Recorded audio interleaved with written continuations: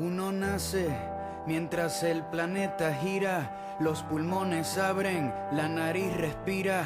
Escuchamos al mundo con todo su alboroto, los párpados suben y los ojos tiran fotos. Y salimos de la cuna para dormir en la cama. Nos crecen los brazos como crecen las ramas, como crecen las hojas, nos crecen las manos, como crecen los días cuando madruga temprano. Los segundos, los minutos y las horas germinan, así como los días empiezan y terminan.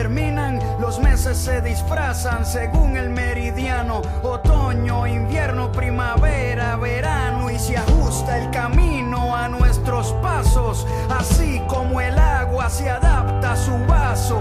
Nuestro corazón se aclimata a la altura y nos adaptamos a cualquier aventura. Pueden sumar con prisa, pueden restar con calma, da igual porque las matemáticas no tienen alma. Aunque calculemos todo y le pongamos nombre propio, nuestro espíritu no lo pueden ver los microscopios.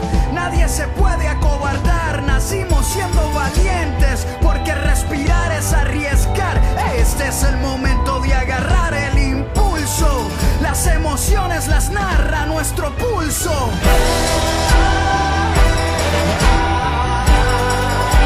Respira el momento.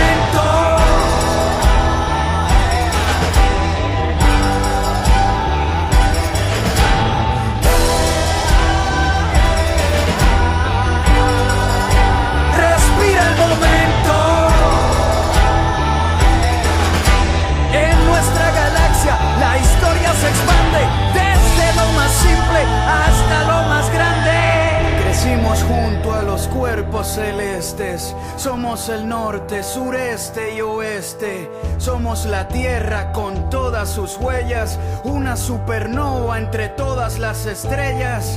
Absorbemos la luz de los rayos mientras la clorofila navega por los tallos. Los grados y centígrados calientan los termómetros a 150 millones de kilómetros. Hay una vía láctea repleta de neuronas, porque reproducimos más ideas que personas. No somos pequeños ni muy grandes tampoco.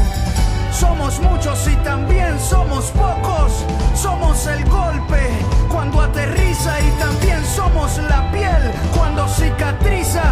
La muerte nunca nos venció, porque todo lo que muere es porque alguna vez nació.